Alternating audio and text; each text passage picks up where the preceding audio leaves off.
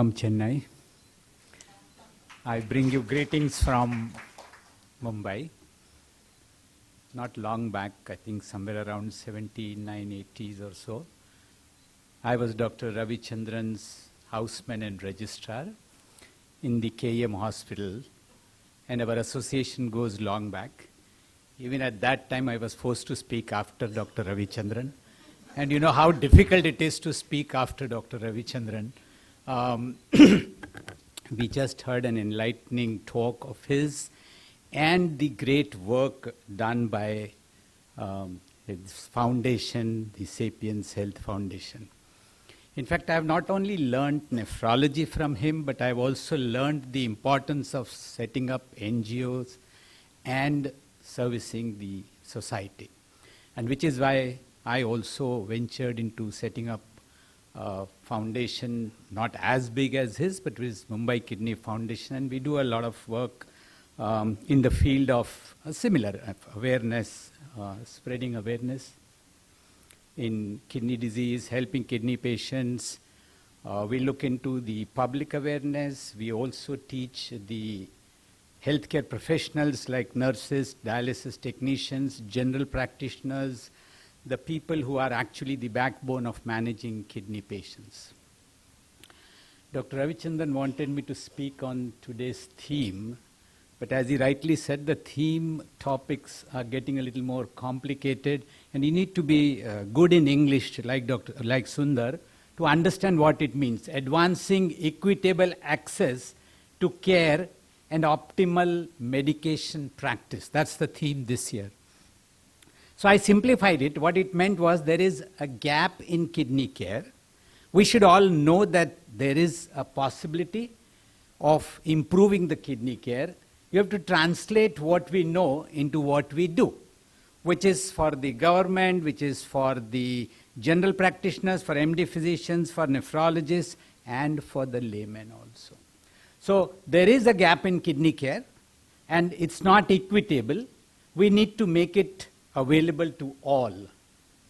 So this talk is today because 14th of March is the World Kidney Day, and because kidney disease is common, it is harmful, but it is controllable most often, and of course treatable in quite a few cases. As Ravi pointed out, that 1 in 10 people, let's not put it worldwide, sitting in this room also either will have or their relatives or friends can have. I just wanted to bring that grimness into this whole aspect of how kidney disease is common. It's the 7th leading risk factor for death globally, and in these small things which you can't read, there is a mention of salt, there is a mention of cardiovascular disease, hypertension, etc. So not only CKD or kidney disease per se, but many of the other illnesses actually make you prone to develop kidney disease. So most importantly, there is a huge gap in kidney care, which is why I think the World Kidney Day brought out this topic. And it also, of course, always I ask people as to what is the most important organ, and the answer comes as kidney, as heart. Somebody talks of brain, somebody talks of liver. But it's always the kidney who controls it. If heart is the king, then kidney is the kingmaker. So you need to give equal importance to kidneys also. There are barriers at various levels, as I said, from government, from availability of, if you want to have an improved lifestyle, where are the roads to walk on, where are the grounds for the children to play? As he said, that there are so many areas in which we need intervention, and the intervention is required at almost every stage. So one needs to address these barriers to improve kidney health globally. So in the next few hours, with your help, we will be able to bridge this gap and make you a partner in preventing and treating CKD. So are you all ready to join the LOSALTER group and other NGOs who work for preventing kidney disease? As I said, it is preventable or controllable, if not always treatable, and there is how you do. You have to identify all the risk factors for chronic kidney disease. Most of them have been mentioned by Ravi, and they include hypertension, diabetes, obesity. Stone disease is something which we need to remember because we are in the stone belt. There is an effect of climate change, heat, farmers working in the fields and the soil and the manure and the toxins. And of course, we know that we consume a lot of drugs, some of which are definitely toxic, which includes both allopathic and Ayurvedic drugs. Now, most of these are preventable or treatable to a large extent. We should make people as well as general practitioners aware of the risk factors and give them workable solutions. And if that is what the aim is, then I think I would like to concentrate on mainly lifestyle diseases like diabetes, hypertension, obesity, which forms almost 60 to 70% of the causes, and it can be managed. Ravi already touched upon the fact that you can actually diagnose it early, and then if you give appropriate, affordable, and optimal care to almost everybody, the prevalence of kidney disease will go down. What is the biggest killer in the world? He also asked. According to me, the biggest killer in the world is bad food. Food which is calorie dense and high in salt, oil, and sugar. Salt is always first because we're talking of salt in this conference. It kills many times more people than terrorism, than even smoking, and any accident, deaths on the roads, and do whatever you want. We definitely have progressed as a species, no doubt about it. But the risks of evolution from there, instead of hunter-gatherers, we have become sedentary lives. And sedentary lives, we know, can lead to rapid rise in obesity. We're calling this as lifestyle diseases, but actually it's a diseased lifestyle. We have progressed, of course, but the progression is limit ke bahar. Now, whose responsibility is this kid? Just because he cries, just because you can't spare your valuable time, give him quality time, you feel this chocolate or this sugar is enough to quieten him down. So the obesity in children is really, it's huge proportions and is going to be a great problem later on. Yes, we talked of spending quality time, but look where we are spending quality time. On the dinner table, everybody is on his mobile, and of course, in Mumbai, I don't know about Chennai, how they spend quality time in their toilets. The playtime then, we are talking of, earlier days, the playtime now. This is how we play now. The farmers, we even walk the dog in a different way these days. We used to have slim humans and fat TVs, and now we have, of course, fat humans and slim TVs. And look at the saviors of the nation, then and now.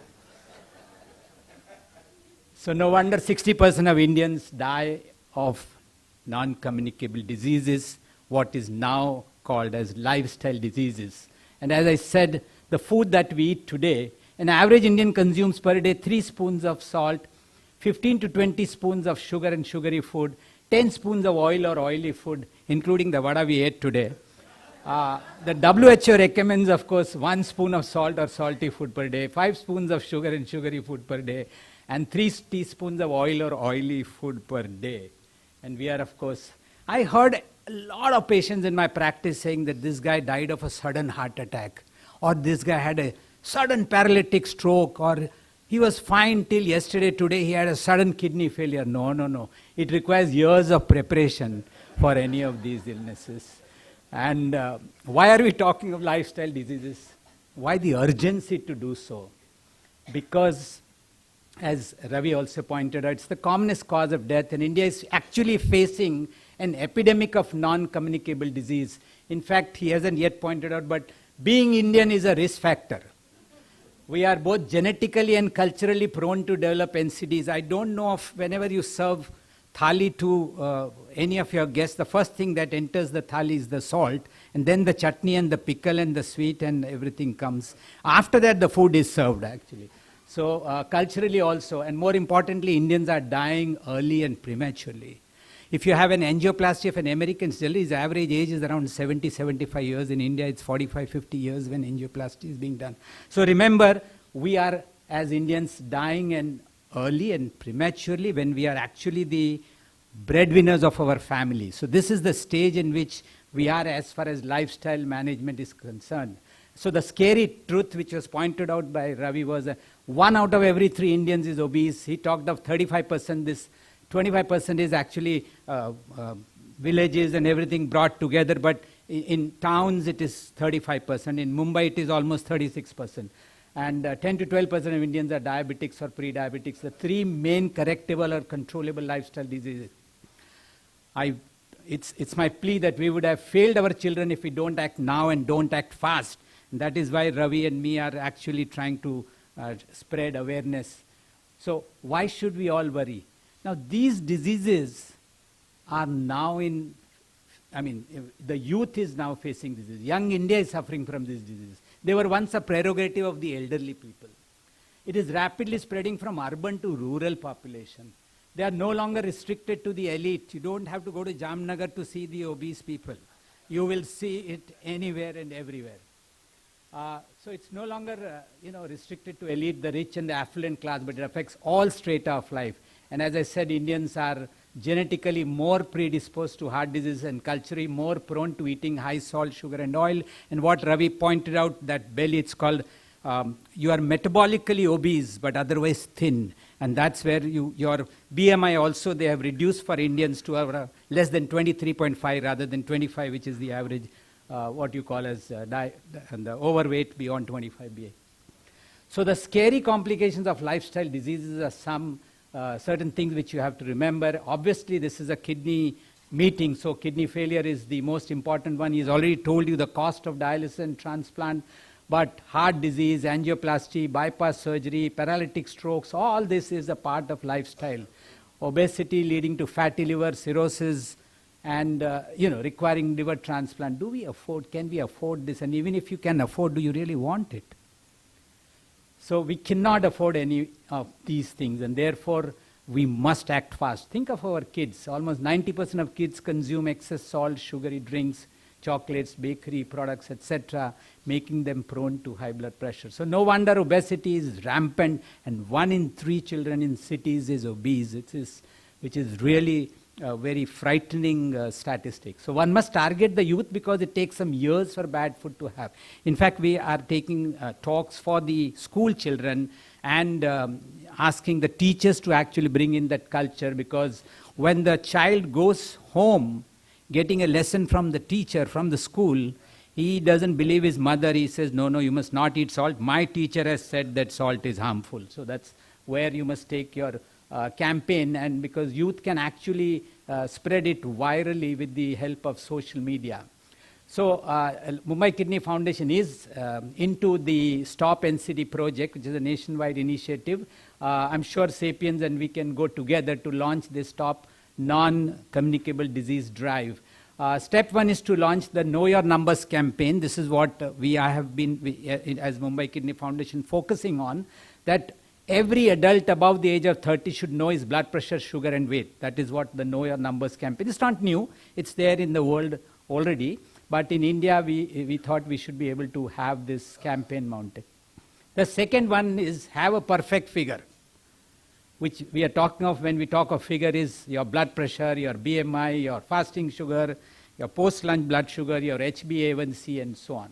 And step 3, if your figure is abnormal, make them start the Ek Chammach Kam campaign. This campaign was launched by Mumbai Kidney Foundation in Mumbai for a long time, and the Mumbai municipality also picked it up, put it up on the bus stops and behind the buses, trying to tell you that the Ek Chammach Kam is just a campaign, but predominantly means reduce your salt, oil and sugar by at least 30%.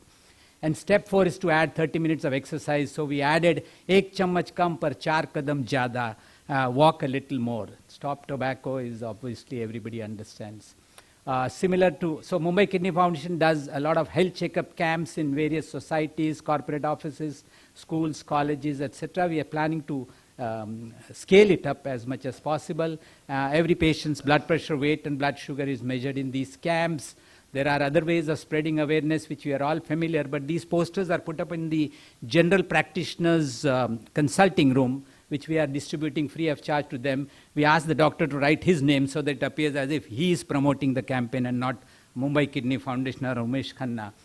It's the same thing, 3 steps to a perfect figure: measure it, improve it, and then flaunt it that I have a blood pressure which is normal, sugar which is normal, and so on. So this was our campaign which picked up steam with the family physicians, and such boards and posters was put up in the general practitioner's clinic, so that whoever the patients, when they come and sit outside the clinic, they understand 5 or 6 ways which Ravi had also. I think it's there in the handouts as to how you can protect the kidneys. We know all these, the 3 monkeys of Mahatma Gandhi. Here also it's the same. Don't look at salt, don't even hear about sweets, and don't even talk of oily junk food. So different ways in which you can campaign for the thing. I have a picture of Ravichandran, but I couldn't find it last minute. He holding the pledge to join the Ek Chammach Kam campaign. So I hope all of you all will continue to join this campaign. And if you can't, then at least your spoon should be of this kind, so that the take-home message is 1 in 3 people sitting in this audience, including me, can have or can develop non-communicable disease or lifestyle disease. Diabetes, blood pressure, obesity are the 3 commonest causes of this epidemic. Eating bad food is the commonest cause of death in the world. Save yourself, only you can. I think Ravi has put up, save your kidneys, only you can. Sapiens has the reach, the ability, the depth of penetration, the power of scalability, and a strong desire to make a difference. And that is why I've joined Sapiens, and we work together. What can be done? Adopting simple means of Ek Chammach Kam, reduce at least 30% reduction of salt, sugar and oil. 4 kadam zyada. Know your health numbers. You know your financial numbers, I'm aware. I think 15th is the advance tax date, so you are all aware of what your financial numbers are. Have a great figure. I mean, this is what is interesting to a lot of youngsters. Do not be penny wise and pound foolish. You must do regular health checkups. A lot of people, at least in Mumbai, feel it's a waste of spending 2,000 rupees to do your general health checkup. And of course, join our LOSALTER group and Sapiens Health Foundation. So the barriers to improving kidney health are improve and maintain healthy lifestyle, identify the high-risk patients likely to develop kidney disease, this is more for doctors, do their routine and regular annual health checkups, identify early kidney disease, start lifestyle modifications, control blood pressure, sugar, weight, and stop smoking, start certain special drugs which are available today, which may help in slowing down the progression of kidney disease. And your GP or general practitioner should be modern enough to be aware of these guidelines as to how to treat. And so this kind of prescription should be there in every doctor, general practitioner of yours, which points to the same points, that physical activity, salt, abstain from alcohol, smoking, sugar control, blood pressure control, protection of the kidney with the help of medicines, and of course there are a few small medications. And last is vaccinate against certain illnesses. But I think a point that I must make is all of us should have, this is especially for the middle class and the lower middle class whom I see, and in the societies where we go to talk about, have a health insurance of yours. These are expensive illnesses, and people who cannot afford the admissions and hospitalizations or dialysis and transplant, if they had a health insurance earlier on in life, they could have at least managed it. Thank you so much, Ravi, for calling me from Mumbai. Let me tell you that Ravichandran was a Mumbaikar, and Mumbai's loss is your gain today, and I feel bad. So the biggest barrier to kidney health is maintaining healthy lifestyle. Everybody wants to go to heaven, but no one wants to die for it. Thank you so much.